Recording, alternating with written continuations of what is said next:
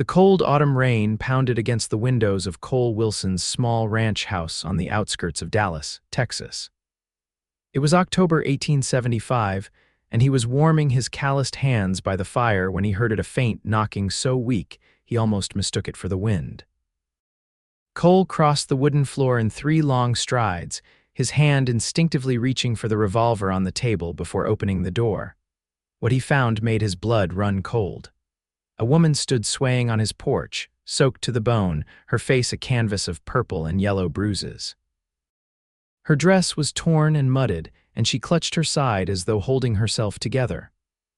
Her eyes, wide with fear, locked with his for just a moment before they rolled back, her legs giving out beneath her.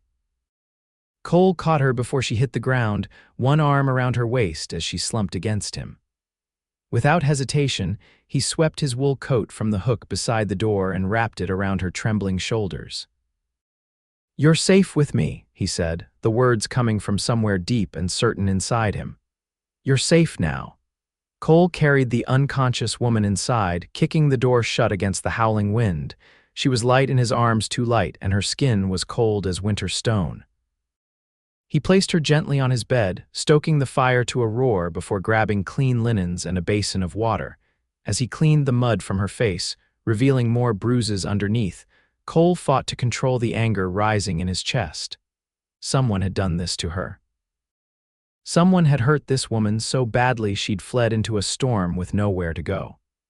He'd seen his share of violence during his years as a Texas Ranger, but there was something about the deliberate cruelty marked across her face that made his jaw clench tight. The woman stirred slightly, a soft moan escaping her cracked lips. "It's all right," Cole said quietly, his voice gentler than it had been in years. "You're at my ranch just outside Dallas. I won't hurt you." Her eyes fluttered open deep brown, like the rich earth after rain. For a moment, confusion clouded them, then stark terror as she tried to sit up, gasping in pain. "Please," she whispered, her voice raspy and thin. "He'll find me." "Nobody's finding you here," Cole assured her, keeping a respectful distance. "I'm Cole Wilson. I've got a small spread here, live alone. Was a ranger for 15 years before that. Whoever's after you, they'll have to come through me first." She studied him carefully, her eyes darting around the room for signs of danger or deceit. Finally, something in her seemed to give way, perhaps from exhaustion, perhaps from having nowhere else to turn. "Josephine," she said finally. "Josephine Vance. You need a doctor, Miss Vance. Those ribs might be broken." She shook her head vigorously, panic returning to her eyes. "No doctor."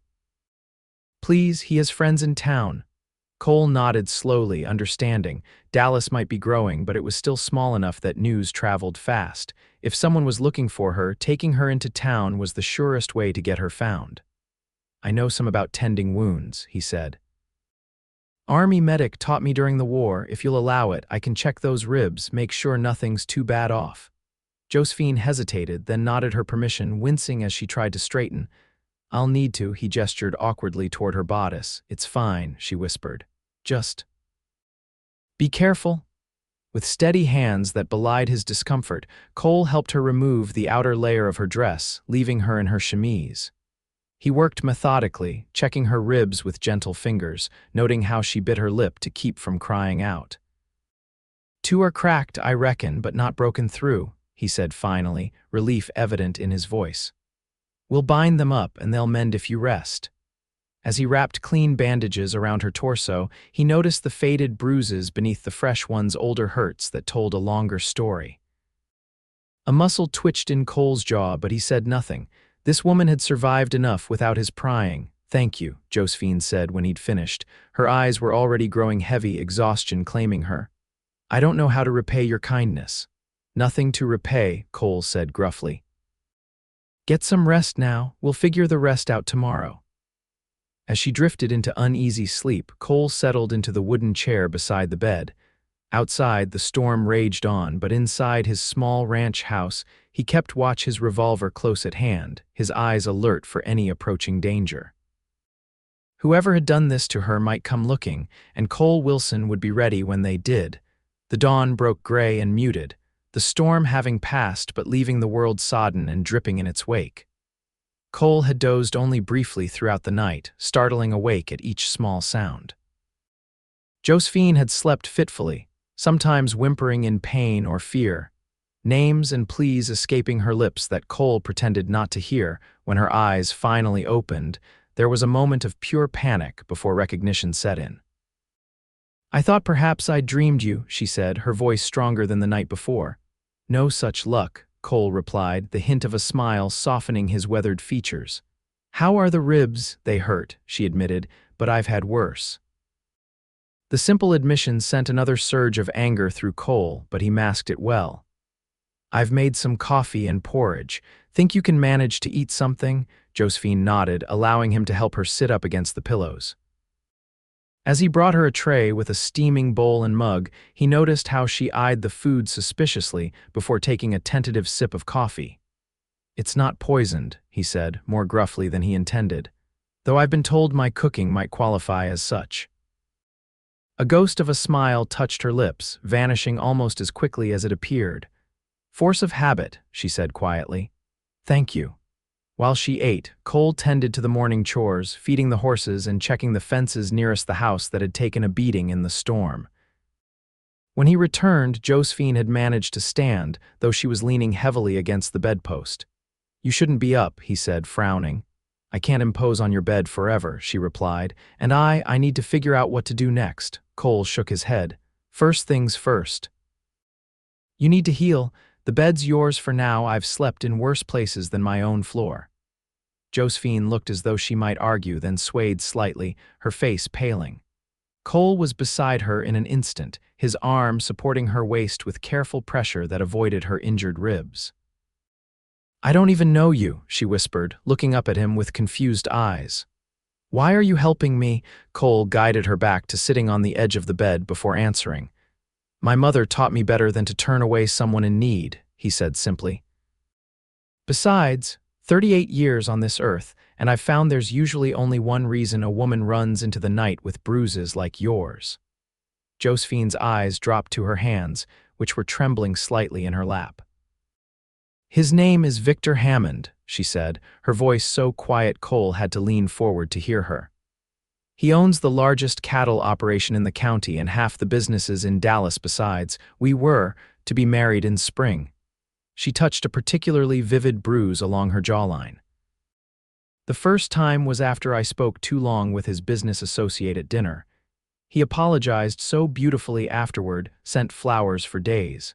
The second time was when I questioned one of his business dealings. It escalated from there." Cole's face remained impassive, but his knuckles whitened as he gripped the edge of the chair. "Hammond," he repeated. "I know of him, never met the man personally. He's respected," Josephine continued. "Powerful. No one would believe me if I told them what he's like behind closed doors. Last night her voice faltered. "He said once we were married, he'd break me of my willfulness for good, that no one would question what happened to his wife in his own home." She looked up at Cole, her eyes suddenly fierce despite the bruises surrounding them. "So I ran. I took nothing but the clothes on my back and ran until I couldn't anymore. Your light was the first I'd seen in miles." Cole nodded slowly. "You're lucky you found this place, not many homesteads out this way." "Am I?" Josephine asked, genuine uncertainty in her voice. "Lucky, I mean." "You're alive," Cole said firmly, "and Hammond doesn't know where you are. I'd call that a start." Over the next few days, a careful routine emerged. Cole would rise before dawn, tend to his horses and the small herd of cattle that provided his modest income, then return to check on Josephine before heading out again. She insisted on making herself useful despite his protests, and soon was cooking their meals with whatever simple provisions he had on hand. On the fourth day, when Cole returned from mending fences on the far end of his property, he found Josephine sitting on the porch, a borrowed shirt of his belted over her dress to hide the worst of the tears. She was shelling peas into a bowl, her face tilted toward the autumn sun. For a moment, he simply watched her from a distance, struck by how right she looked there, as if she belonged on his porch in the golden afternoon light. The thought unsettled him enough that he cleared his throat loudly before approaching. "You shouldn't be outside," he said, dismounting from his horse. Hammond has men. I can't hide forever, she replied, continuing her task without looking up. Besides, you said yourself not many know about this place. Cole couldn't argue with that. His ranch was small and secluded, deliberately chosen for its privacy after years of ranger work had left him with a need for quiet and solitude. The nearest neighbor was 5 miles away, and he rarely went into Dallas except for supplies once a month. Still, he said, tying his horse to the hitching post, best to be careful. Josephine finally looked up at him, a faint smile playing at her lips. I made stew, she said, changing the subject, and biscuits, though I had to guess at the proportions with your flour. It's the least I can do, considering, Cole nodded, suddenly uncomfortable with her gratitude. I should check the bandages on your ribs, he said gruffly, see how they're healing. Later, as the sun began to set, painting the sky in brilliant oranges and pinks, they sat across from each other at Cole's small table. He'd never been one for conversation, but found himself telling Josephine about his years as a ranger, the places he'd seen, the men he'd brought to justice.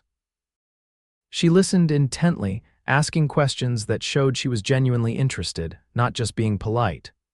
What made you leave? She asked as he finished a story about tracking a band of cattle rustlers through a flash flood. Cole's expression darkened slightly. Got tired of the killing, he said after a long pause.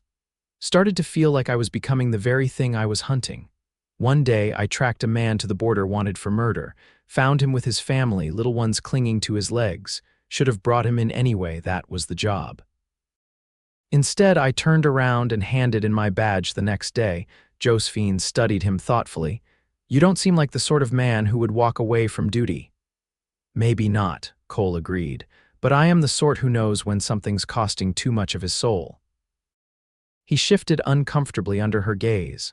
What about you? Before Hammond, what was your life? Josephine's hand went unconsciously to the fading yellow bruise on her cheek. My father was a merchant, fairly successful, but he died 2 years ago, leaving considerable debts I knew nothing about. Victor offered to settle them if I would agree to marry him. It seemed practical at the time, and your mother died when I was 14, influenza. Josephine set down her spoon. It was just father and me after that. He taught me the business, had me keeping the books by 16, I thought. I thought I could manage on my own after he died, but the creditors came quickly. Cole nodded, understanding the impossible position she'd found herself in. A woman alone in the world had few options, especially one with debts hanging over her head. Hammond will still be looking for you, he said quietly. Man like that with his pride won't let go easily. Fear flickered across Josephine's face, but she steeled herself visibly. I know, but I can't impose on you much longer. Perhaps I could reach San Antonio or even further. Start fresh where he can't find me. And go where? Do what? A woman traveling alone draws attention, especially one with your... Cole hesitated, suddenly aware he might be overstepping. My what, Mr. Wilson? There was a hint of challenge in her voice. Your grace, he finished, feeling oddly flustered. Your obvious education. A genuine smile spread across Josephine's face, transforming it despite the fading bruises. That's perhaps the nicest way anyone has told me I don't belong on the frontier. That's not what I meant, Cole said, frowning. I know, she replied softly, but it's true nonetheless. I was raised for drawing rooms and ledger books, not. She gestured vaguely at the world beyond the window. You'd be surprised what people can adapt to given the chance, Cole said. He hesitated, then added, you could stay here a while longer, at least until those ribs heal proper. Hammond's not likely to look this far out, and if he does... Cole's hand instinctively moved to where his revolver would usually hang at his hip. Josephine studied him for a long moment, her expression unreadable. Why would you do that? Risk yourself for a stranger? Cole looked away, uncomfortable with the directness of her gaze.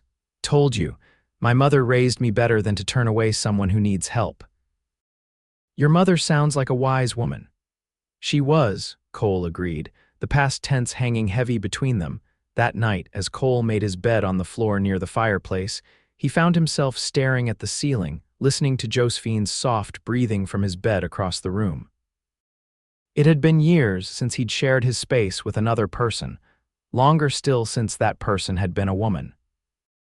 The unfamiliar domesticity of the past few days, coming home to cooked meals, to conversation, to someone waiting for his return, stirred something in him he thought had long since gone dormant. It was dangerous thinking. Josephine Vance was running from a powerful man, healing from both visible and invisible wounds. The last thing she needed was to feel any obligation to him, any pressure born from gratitude or proximity. Cole turned onto his side, forcing such thoughts from his mind. He would help her heal, help her get safely away from Hammond's reach, and that would be the end of it. Yet even as he drifted toward sleep, Cole couldn't deny how her smile had lit something warm within his chest, something he'd long thought extinguished. The days began to take on a rhythm, autumn deepening around them as October gave way to November. Josephine's bruises faded from purple to yellow to gone, and her ribs healed enough that she moved with only occasional winces. Each day she took on more tasks around the small ranch house, cleaning areas that had clearly gone untouched for years, mending Cole's shirts with neat, precise stitches, and transforming his simple provisions into meals that made him realize how poorly he'd been eating for so long. Cole found himself lingering longer at the house than his work demanded, making excuses to check on her, to see if she needed anything from town. The truth, which he barely admitted to himself, was that he enjoyed her company, her quick mind, her occasional sharp humor, the way she listened to his stories, as though they were the most fascinating things she'd ever heard. One evening, as the first truly cold night of the season settled in, Cole returned from the barn to find Josephine standing on a chair in the main room, attempting to hang thick curtains over the windows. "What are you doing?" he asked, startled to find her precariously balanced. "Making this place a bit more civilized," she replied without looking away from her task. "These windows leak cold air, something terrible, and winter's coming on fast." Cole moved quickly to her side, steadying the chair with one hand. "Where did you get the curtains?" "Made them," Josephine said, sounding pleased with herself. "Found some fabric in that trunk in the corner. Hope you don't mind." Cole didn't mind. In fact, the sight of the rich blue fabric framing his windows gave him an odd sense of pride, as though his humble home was somehow improved by her touch. It was dangerous thinking. "You should have waited for me," he said gruffly. "Your ribs are much better," she interrupted, finishing her task and looking down at him. Their eyes met, and something shifted in the air between them. Cole suddenly realized how close they were standing, how his hand had moved instinctively to her waist to steady her as she stepped down from the chair. Josephine seemed equally aware, her breath catching slightly. For one suspended moment, neither moved. Then Cole stepped back, clearing his throat. "Curtains look good," he said awkwardly. "Thank you," Josephine replied, a flush coloring her cheeks. "I thought, well, since I'm staying a bit longer, I might as well make myself useful." Later that night, after a quiet supper where both seemed careful to maintain a polite distance, Cole brought up the subject they'd been avoiding. "Been nearly 3 weeks," he said, staring into the fire rather than at her. "Your ribs are healing well. If you still want to leave, head further south or west. I could take you to the stage depot in Fort Worth. Less chance of being recognized there than in Dallas."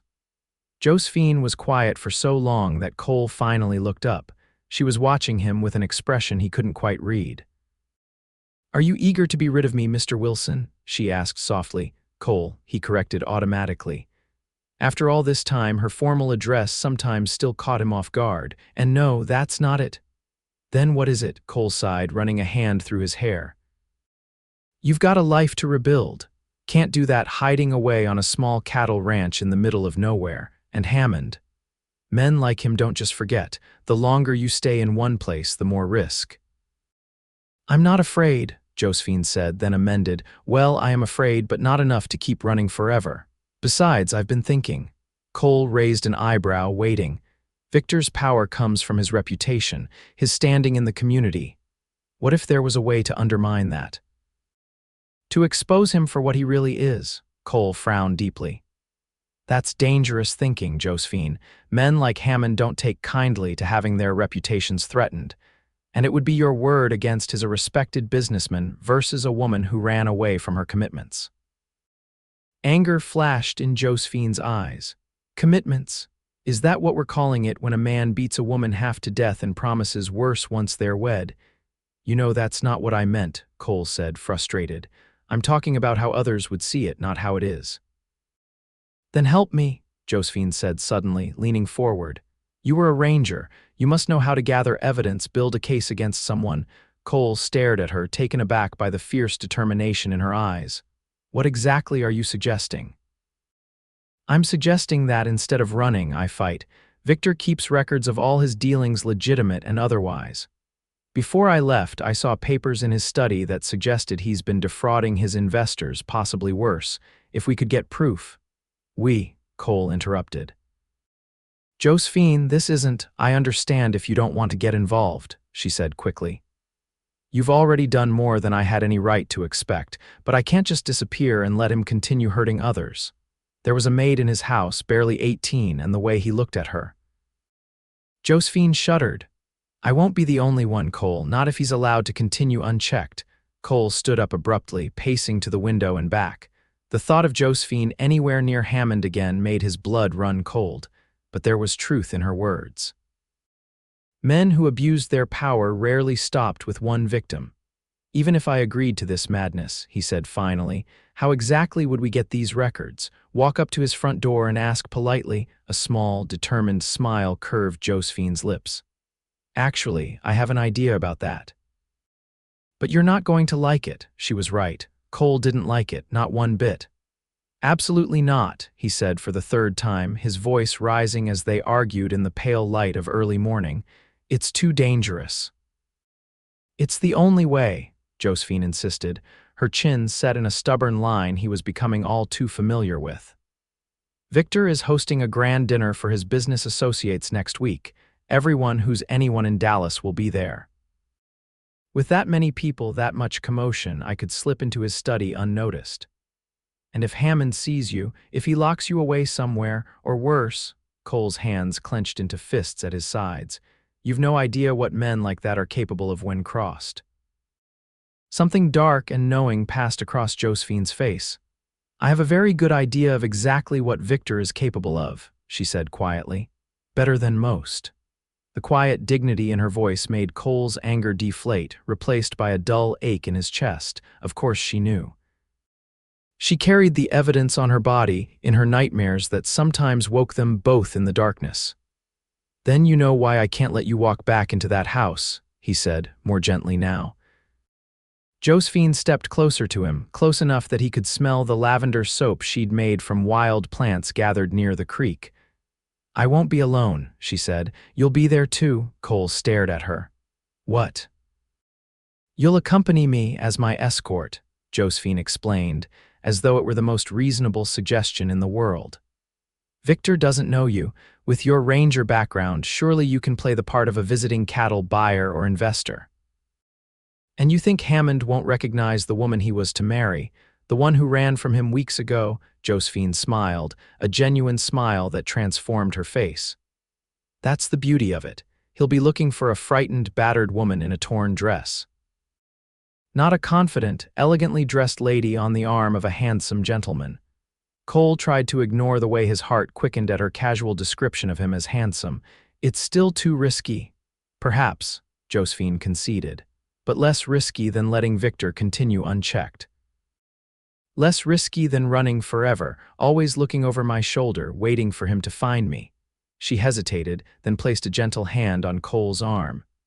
I need to do this, Cole, not just for me, but for any other woman who might fall into his grasp. Cole looked down at her hand on his arm, then up at her face, determined, brave despite everything she'd endured. In that moment, he realized with startling clarity that he would follow this woman into far worse dangers if she asked it of him. Fine, he said gruffly, stepping back slightly. But we do this my way. We plan every detail, have contingencies for when not if something goes wrong, and at the first sign of real trouble we leave, records or no records. Josephine's smile was like sunrise breaking over the plains. Agreed, she said, and for the first time since she'd arrived on his doorstep that stormy night, Cole saw true hope in her eyes. The following days were consumed with preparations. Cole rode into town for the first time in weeks, returning with fabric for Josephine to make a suitable gown, as well as news gathered from careful questioning at the general store. "Hammond's dinner is the talk of the town," he reported as they sat by the fire that evening. "Celebrating some big cattle contract with buyers from Chicago. Half of Dallas will be there, including the sheriff and the judge." Josephine nodded, her fingers working deftly with needle and thread on the midnight blue fabric they'd chosen. "Victor loves an audience," she said, her voice carefully neutral. "The more witnesses to his success, the better." "Makes for good cover," Cole admitted, "but also more eyes that might recognize you." "Most of these people have seen me only at a distance, if at all," Josephine replied. "Victor kept me rather isolated during our courtship, and I've changed." She gestured to her face, where the last traces of bruising had finally faded, and to her hands, now slightly roughened from work around the ranch. Cole had noticed the changes to the way the sun had kissed her skin with a light tan, how her posture had relaxed from the rigid formality she'd arrived with, the strength that had returned to her body as she healed. She was beautiful before, but now there was a vitality to her that took his breath away when he let himself notice it. "Still," he said, pulling his thoughts back to the matter at hand, "we'll need a solid story. Names, background, reason for being there." "I've been thinking about that," Josephine said, setting aside her sewing. "You'll be Charles Walker, a cattle buyer from San Antonio looking to expand your business. I'll be your wife, Jane. We're in Dallas visiting distant family and received an invitation through mutual acquaintances." Cole raised an eyebrow, impressed by the thought she'd put into their cover. "Seems you've got it all worked out." "Not everything," Josephine admitted. "I still need to figure out how to get into Victor's study unnoticed. He keeps it locked when he's entertaining." "Leave that part to me," Cole said. "Learned a few tricks during my ranger days that might come in handy." As they continued planning, the reality of what they were attempting began to sink in. They would be walking directly into the home of the man who had beaten Josephine, who would likely do worse if he discovered her. The risk was enormous, yet Cole found himself committed to the plan with a certainty that surprised him. It wasn't just about getting justice for Josephine, though that would be reason enough. It was about standing beside her as she faced her fears, supporting her choice to fight back rather than run. In the weeks since she'd arrived on his doorstep, Cole had come to admire her courage, her resilience, her unwavering determination to do what was right, even when it was difficult. And if he was honest with himself, which he rarely was these days, he'd come to care for her in ways that went far beyond the duty of a rescuer or the obligation of a host. The thought of her leaving once this was over, of his home returning to its quiet emptiness, created an ache he wasn't ready to examine too closely. The night before they were to depart for Dallas, Cole found Josephine standing on the porch, staring up at the vast expanse of stars scattered across the November sky. She'd wrapped herself in his coat against the chill, the same coat he'd draped around her shoulders that first night. "Couldn't sleep?" he asked, joining her at the railing. "Too many thoughts," she admitted. "Tomorrow everything changes." Cole nodded, understanding. "Not too late to change your mind. We could still head west, California maybe, or up to Colorado." Josephine turned to face him, her expression serious in the moonlight. She asked softly. Cole felt heat rise in his face, grateful for the darkness that hid it. "Figure you might need an escort, at least until you're settled somewhere safe," he said gruffly. A small smile played at the corners of Josephine's mouth. "That's very generous of you, Mr. Wilson." "Cole," he reminded her, "and it's not generosity." "Then what is it?" she asked, echoing their conversation from days earlier. Cole looked away, focusing on the distant silhouette of the barn against the starlit sky. "Don't rightly know," he said finally. "Just know I'm not ready to see you ride away just yet." The honesty of his words hung in the air between them. Josephine stepped closer, close enough that he could feel the warmth of her presence in the cold night air. "I'm not ready to ride away either," she said quietly. "These weeks here, Despite everything, they've been the most peaceful I've known in a long time." Cole turned to her then, struck by the vulnerability in her admission. "Josephine," he began, not entirely sure what he meant to say. She reached up, her fingers lightly touching his cheek in a gesture so tender it nearly undid him. "Whatever happens tomorrow," she said, "I want you to know that you've given me more than shelter. You've given me back my courage." Before Cole could respond, she rose onto her tiptoes and pressed a gentle kiss to his weathered cheek, then stepped back, a flush spreading across her face. "Good night, Cole," she whispered, disappearing into the house before he could find his voice. Cole remained on the porch for a long time after, his hand touching the spot where her lips had been, his heart thundering in his chest like a wild stallion. Tomorrow they would ride into danger together. Tomorrow they would confront the man who had hurt her. But tonight, under a canopy of stars, something new and fragile had bloomed between them, something worth protecting at all costs. The journey into Dallas was tense with anticipation. They rode in Cole's wagon, Josephine's carefully crafted gown protected in a bundle along with Cole's one good suit, purchased years ago for occasions he'd never much cared for. They spoke little, each lost in their own thoughts about the evening ahead. As the buildings of Dallas came into view, Josephine's back straightened, her chin lifting slightly as though preparing herself for battle. Cole noticed the change, the way she seemed to be donning armor piece by piece. "We'll stay at the hotel on Commerce Street," he said, breaking the silence. "It's respectable enough not to draw attention, but not so fine that Hammond's associates would likely lodge there." Josephine nodded. "Victor lives on the north side of town in that big white house on the hill. You can't miss it." "I know it," Cole said grimly. He'd ridden past the Hammond estate during his ranger days, when investigating cattle theft among the wealthy ranchers. The ostentatious mansion had always struck him as a monument to vanity rather than taste. They arrived at the hotel by mid-afternoon, checking in as Mr. and Mrs. Charles Walker. The clerk barely glanced at them, handing over a key to a modest room on the second floor. Once inside, with the door safely locked, Cole finally asked the question that had been plaguing him. "Are you sure about this?" His eyes searched Josephine's face for any sign of doubt. "I'm sure," she replied, though her hands trembled slightly as she unpacked her gown. "But I won't think less of you if you've changed your mind." Cole shook his head firmly. "I'm with you all the way."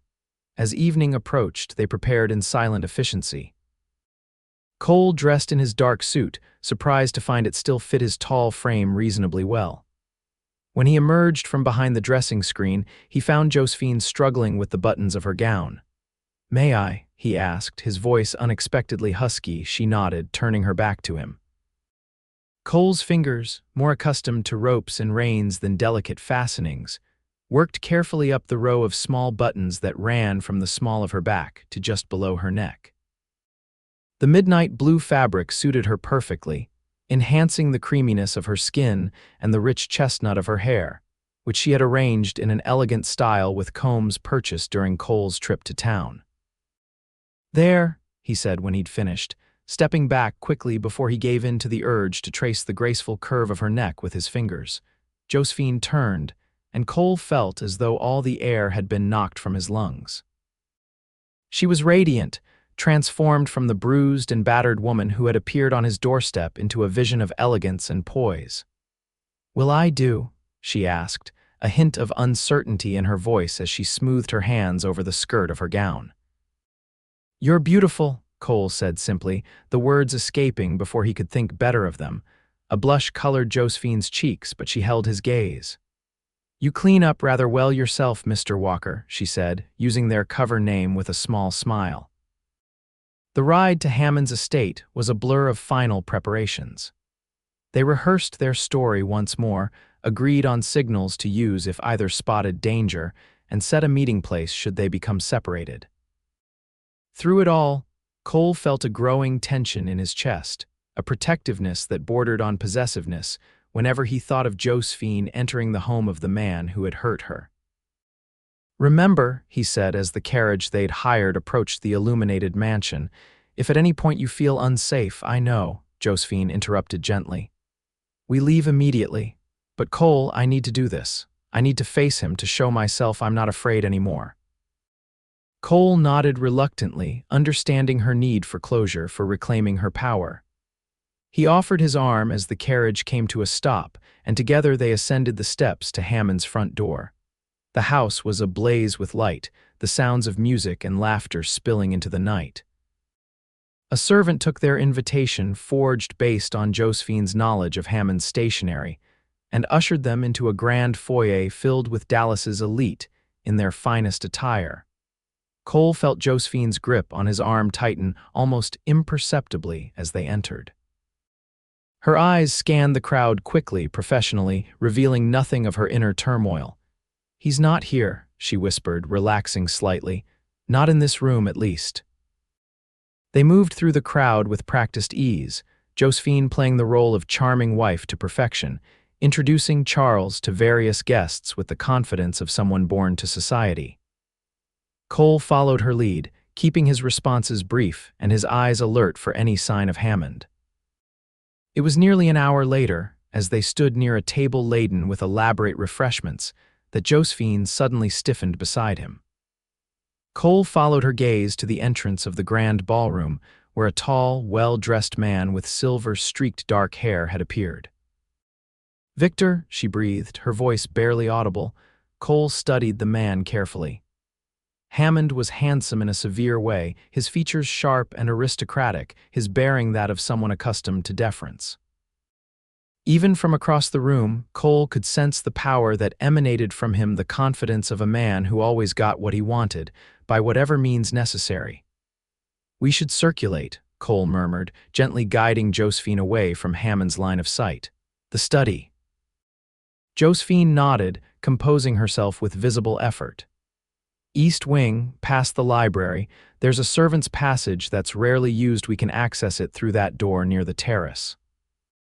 They made their way carefully through the crowd, maintaining their cover as an affectionate couple while steadily moving toward their target. Cole kept himself between Josephine and Hammond whenever possible, using his height to shield her from view. The servant's passage was dark and narrow, smelling faintly of polish and dust. Josephine led the way with surprising confidence, her skirts gathered in one hand to prevent them from rustling against the walls. "How do you know this route?" Cole whispered as they navigated a particularly tight corner.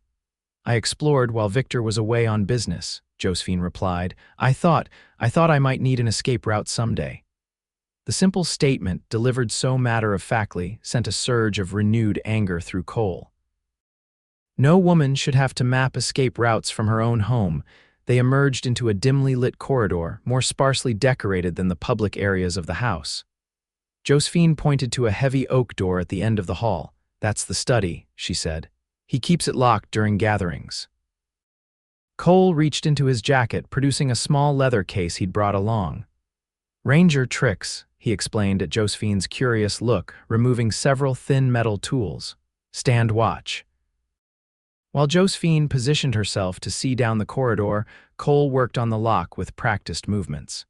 It had been years since he'd picked a lock, but some skills never quite disappeared. After a tense minute, he was rewarded with a soft click. "We're in," he said, pushing the door open just enough for them to slip inside. Hammond's study was exactly as one might expect: imposing, masculine, designed to intimidate. A massive desk dominated one wall, flanked by towering bookshelves filled with leather-bound volumes that Cole suspected were more for show than reading. A globe stood in one corner, and various hunting trophies adorned the walls. "The safe is behind that painting," Josephine said, pointing to a large landscape over the fireplace. "But he also keeps records in his desk. The most damning ones would be in the right-hand drawer with the false bottom." Cole raised an eyebrow at her detailed knowledge. "You really did prepare for this day." "I had to," she said simply. "It was the only way to stay sane, to feel like I had some control. Looking for weaknesses, for leverage, became my secret rebellion." They worked quickly, Cole checking the desk while Josephine rifled through papers on a side table. The ticking of a grandfather clock in the corner marked the passing minutes with relentless precision. "Here," Cole said suddenly, his fingers finding the catch that released the false bottom of the drawer. Beneath it lay a leather portfolio filled with documents. Josephine hurried to his side, her eyes widening as she scanned the papers he'd discovered. "These are land deeds," she whispered. Properties Victor claimed were worthless when he forced the owners to sell. But look at the dates, they are all just before the railroad announced its new route. "Insider trading," Cole muttered. He knew the railroad was coming and bought the land cheap. "That's not all," Josephine said, her voice hardening as she pulled out another document. "These are records of cattle sales to the army. He's been delivering half the contracted amount and pocketing the difference. With the colonel's help, it seems." She pointed to a signature at the bottom of the page. "Colonel James Whitney, he's here tonight," Cole whistled softly. "This is more than enough to ruin Hammond. The question is, how do we get these papers out of here?" "We can't take the originals," Josephine said, already pulling a small notebook and pencil from her reticule. "He'd notice immediately, but if I make copies of the key details, dates, amounts, signatures." She worked with remarkable speed, her hand flying across the page as she transcribed the most damning information. Cole kept watch at the door, his ear pressed to the wood, listening for any approach. They were so focused on their task that neither heard the soft click of a key in the lock until it was too late. Cole spun around, automatically placing himself between Josephine and the door as it swung open. Victor Hammond stood in the doorway, his handsome face a mask of cold fury. "Well," he said, his voice deceptively calm, "this is certainly unexpected." Josephine stepped out from behind Cole, her head high, her expression controlled despite the fear Cole could sense radiating from her. "Hello, Victor," she said, her voice steadier than Cole would have thought possible. Hammond's eyes narrowed as he studied her, recognition dawning slowly. "Josephine," his gaze flicked to Cole, then back to her. "I must say you've recovered nicely from our last discussion." Cole's hand instinctively moved toward his hip where his revolver would normally be, but they'd agreed to leave weapons behind too risky if they were searched at the door. "Step aside," Cole said, his voice low and dangerous. "We're leaving now." Hammond laughed, a sound utterly devoid of humor. "I think not." He closed the door behind him, turning the key in the lock.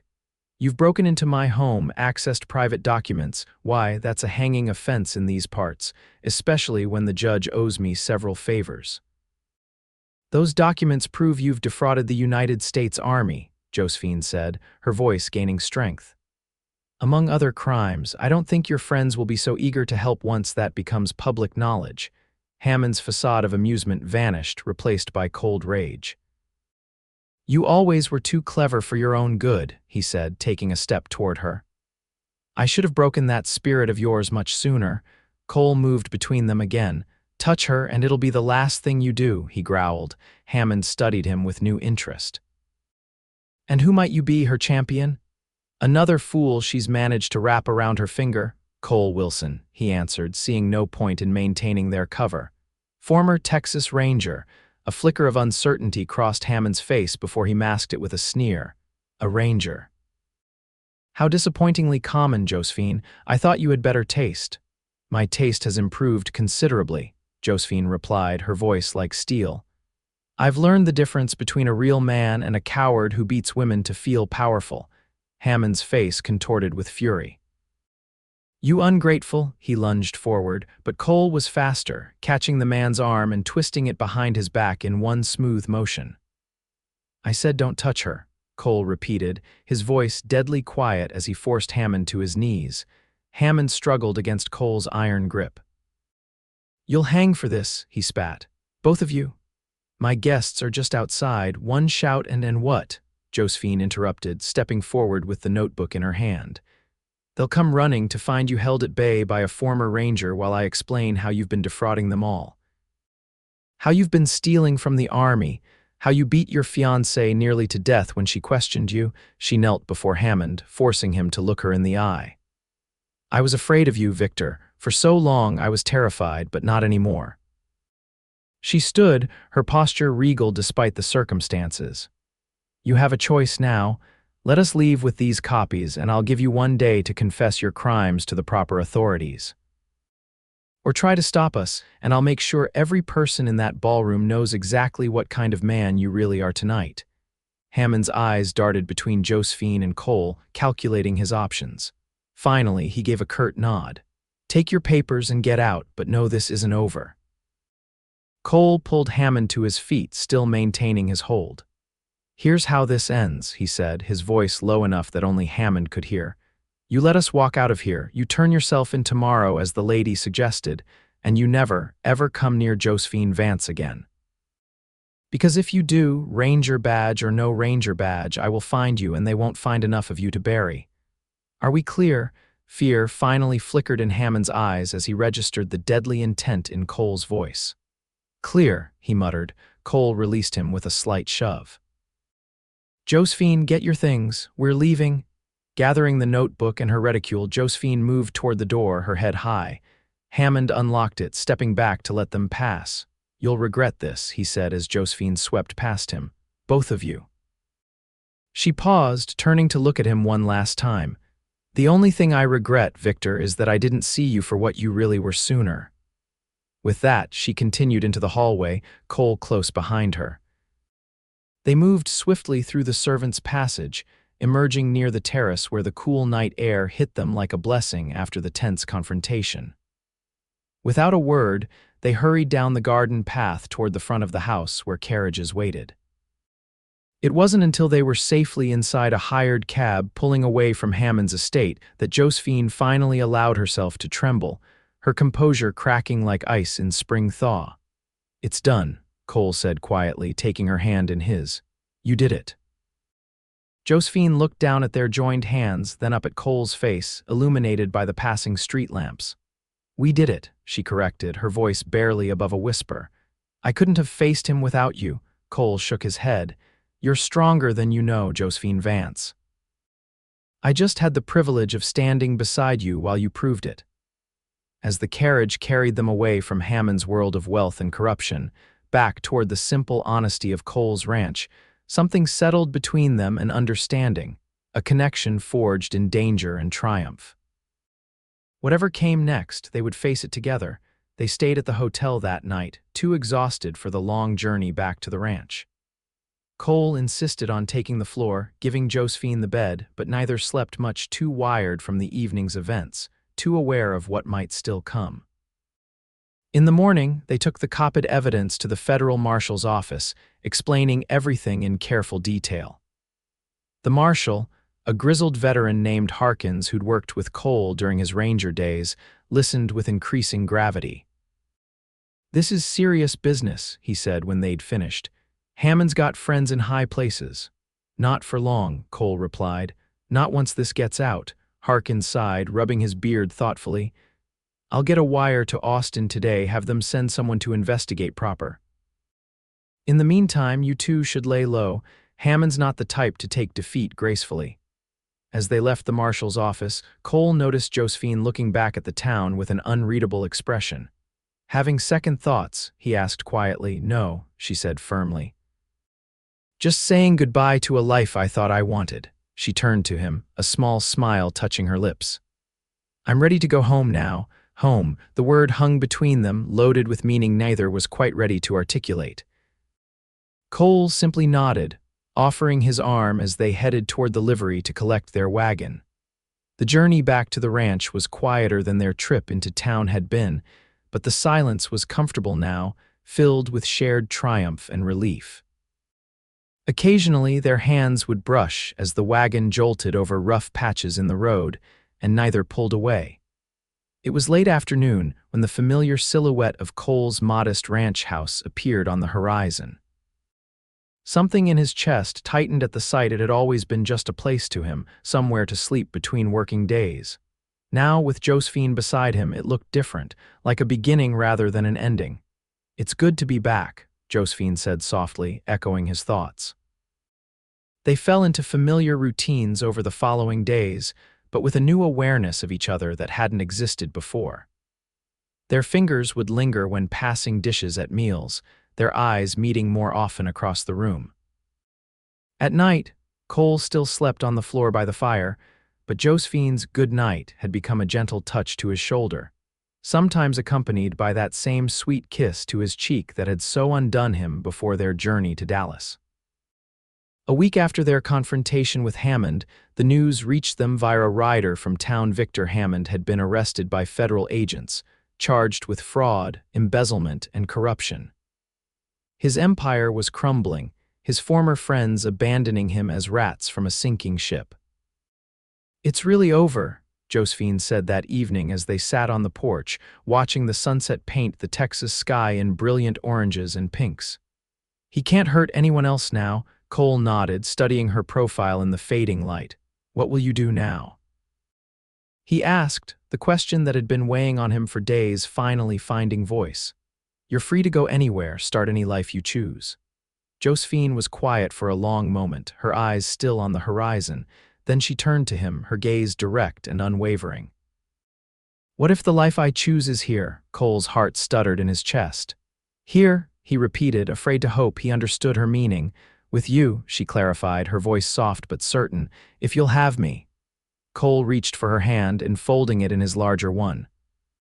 "I'm not a wealthy man," he said gruffly. "Can't offer you the kind of life Hammond could."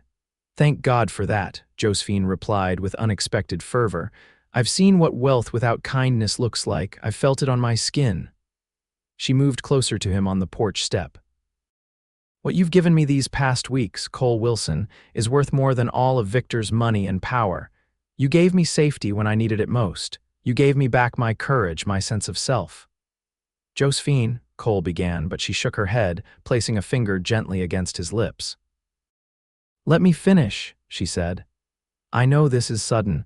I know perhaps I should wait, should go somewhere else and make sure what I feel isn't just gratitude, but life is too short and too precious for such games." Her eyes, those deep brown eyes that had first looked at him with fear and now shone with something far warmer, held his gaze steadily. "I love you, Cole, not because you saved me, but because of who you are, a good man, an honorable man, a man I want to build a life with if you'll have me." Cole reached up, gently capturing her hand and pressing a kiss to her palm. "I've been alone most of my life," he said, his voice rougher than usual with emotion. "Told myself that's how I preferred it. Then you showed up on my doorstep that night and everything changed. These weeks with you. They've been the best of my life." He took a deep breath, gathering courage for words he'd never spoken before. "I love you too, Josephine Vance. Have almost since the beginning, though I tried not to, didn't seem right with everything you were going through." A smile broke across Josephine's face, radiant as sunrise. "And now," she whispered. Instead of answering with words, Cole leaned forward, closing the distance between them to place a gentle, questioning kiss on her lips. Josephine responded immediately, her hands coming up to frame his face as she returned the kiss with a fervor that left no doubt about her feelings. When they finally broke apart, both breathless, Cole rested his forehead against hers. "Stay," he said simply, "not as my guest, but as my wife." "If you'll have me." "Yes," Josephine answered without hesitation. "Yes, I'll have you, Cole Wilson, for as long as we both shall live." As the last light of day faded from the sky, giving way to the first stars of evening, Cole and Josephine remained on the porch, wrapped in each other's arms, planning the future they would build together, a future founded on respect, kindness, and a love born in the most unexpected of circumstances. 2 months later, on a crisp January day in 1876, Cole Wilson and Josephine Vance were married in the small church in Dallas. It was a simple ceremony, attended by a few of Cole's former ranger colleagues and their wives, along with neighbors from surrounding ranches who had come to know and respect the couple. Josephine wore a dress of ivory silk, her chestnut hair adorned with small white flowers. Cole, uncomfortable but handsome in a new suit, couldn't take his eyes off her as she walked down the aisle toward him, her smile as bright as the winter sunshine streaming through the stained glass windows. "Never thought I'd see the day," whispered Marshall Harkins to his wife as they watched the couple exchange vows. Cole Wilson, the most confirmed bachelor in all of Texas, looking at a woman like she hung the moon. "Love finds us all eventually," his wife replied with a knowing smile. "Even the ones who think they're immune." After the ceremony, the small gathering celebrated at Cole and Josephine's ranch, which had been transformed under Josephine's careful touch over the preceding months. Curtains adorned all the windows now, handmade quilts brightened the furniture, and the smell of fresh bread and flowers had replaced the bachelor simplicity of before. As evening fell and the last guests departed, Cole found Josephine standing in the same spot on the porch where she had first confessed her love to him. He wrapped his arms around her from behind, pulling her gently against his chest. "Happy, Mrs. Wilson," he murmured against her hair. Josephine turned in his embrace, her arms encircling his neck. "Happier than I ever thought possible," she said, rising on tiptoe to kiss him, "and this is just the beginning." Cole lifted her into his arms, carrying her over the threshold of their home not as a frightened, injured stranger, but as his wife, his partner, his heart. As he set her down beside their marriage bed, now adorned with Josephine's handmade wedding quilt, he took her face gently between his hands. "That night you arrived," he said softly, "all bruised and afraid, I told you you were safe with me. I want you to know that hasn't changed, and it never will. I'll spend every day of my life making sure of it." "I know," Josephine whispered, her eyes shining with unshed tears of happiness. "And I'll spend mine making sure you never regret opening your door to a stranger on a stormy night." As winter gave way to spring, and spring to summer, Cole and Josephine settled into the rhythms of married life with surprising ease. Under Josephine's careful management, informed by the bookkeeping skills she'd learned from her father, the small cattle operation began to flourish. Cole expanded his herd, hired 2 young cowboys to help with the increasing workload, and even added a small apple orchard at Josephine's suggestion. Their home grew too, with a new kitchen and dining room added to the original structure, providing space for Josephine to indulge her love of cooking and entertaining the occasional visitors who now found their way to the once isolated ranch. Cole had built the addition himself, with help from neighbors and his new hands, while Josephine designed the layout to maximize light and practicality. In the evenings, they would often sit together on the porch, watching the sunset just as they had that first night Josephine had confessed her feelings. Sometimes they talked of the future, of hopes and plans. Other times they simply enjoyed the comfortable silence between them, the kind that only comes with complete trust and understanding. It was on such an evening, nearly a year after their wedding, that Josephine turned to Cole with a smile that held a secret. "I have something to tell you," she said, her voice lilting with barely contained excitement. Cole raised an eyebrow, setting aside the leather bridle he'd been mending. "Oh," Josephine took his hand, guiding it to rest against her still flat stomach. "We're going to have a baby," she said softly. "In about 7 months." The bridle clattered to the porch floor, forgotten, as Cole's eyes widened in wonder. "A baby," he repeated, his voice unusually hoarse. "You're sure?" Josephine nodded, her eyes searching his face. "The doctor in town confirmed it yesterday when I went in for supplies." "Are you happy about it?" In answer, Cole gathered her into his arms, lifting her off her feet in a gentle embrace. "Happy doesn't begin to cover it," he said, his voice thick with emotion. "A family of our own, Josephine. It's more than I ever thought I'd have." As he set her down, keeping his arms around her waist, Josephine saw tears glistening in the corners of his eyes, the first she'd ever seen from her stoic husband. She reached up to brush them away, her touch tender. "You're going to be a wonderful father," she said with certainty. Cole pressed his forehead to hers, overcome. "And you're already the most amazing wife a man could ask for. Our child is lucky to have you for a mother." That night, as Josephine slept peacefully beside him, Cole lay awake, his hand resting protectively over the place where their child grew. He thought about the journey that had brought them here from that stormy night, when a battered woman had appeared on his doorstep, to this moment of pure contentment and anticipation. Life had a way of surprising you, Cole reflected. Just when you thought you had your path all figured out, something or someone came along to show you a better one. The following spring, as wildflowers carpeted the Texas plains in a riot of color, Josephine gave birth to a healthy boy with his father's blue eyes and his mother's determined spirit. They named him Thomas after Cole's father, with James as a middle name to honor Josephine's. Cole, who had faced down armed outlaws without flinching, found himself utterly terrified by the tiny infant placed in his arms. The boy was so small, so perfect, his little face scrunched up as he regarded his father with unfocused eyes. "Support his head," Josephine instructed gently from the bed where she rested after the long labor. "That's it. He's so tiny," Cole whispered in awe. "Hard to believe something so small could turn our lives upside down so completely." Josephine smiled tiredly. "You wait, he'll be running you ragged before you know it." She was right, of course. Thomas Wilson grew quickly, developing a curiosity and energy that kept both parents constantly on their toes.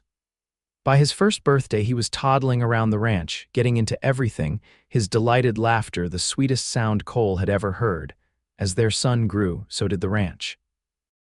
With careful investment and hard work, Cole and Josephine expanded their operations, adding more cattle and even a small horse breeding program focusing on the sturdy, intelligent quarter horses that were in high demand throughout Texas.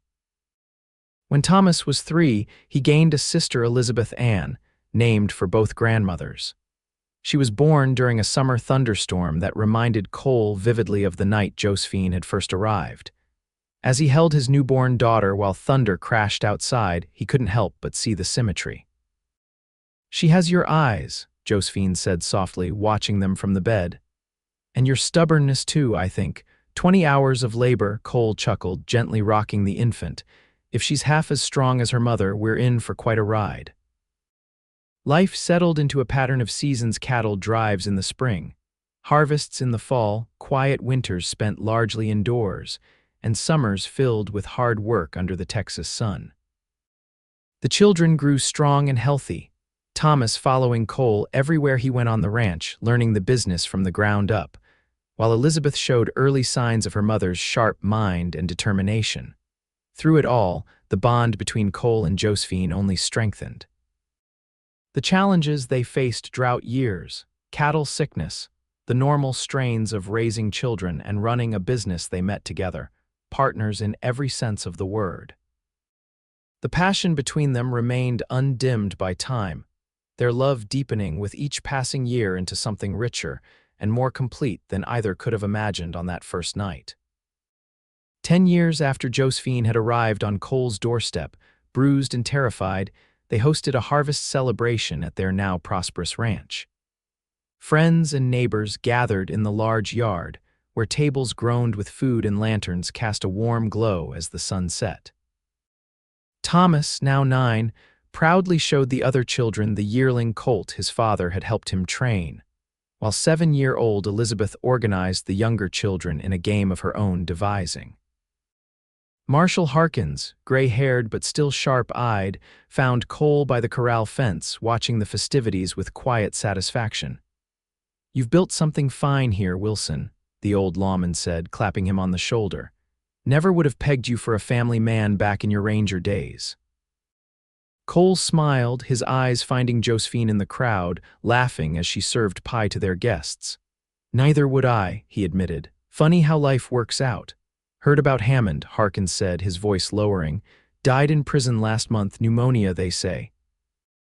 Cole nodded, having already received the news via telegram. "Josephine knows. She didn't celebrate, just said it was a shame he never found a better path."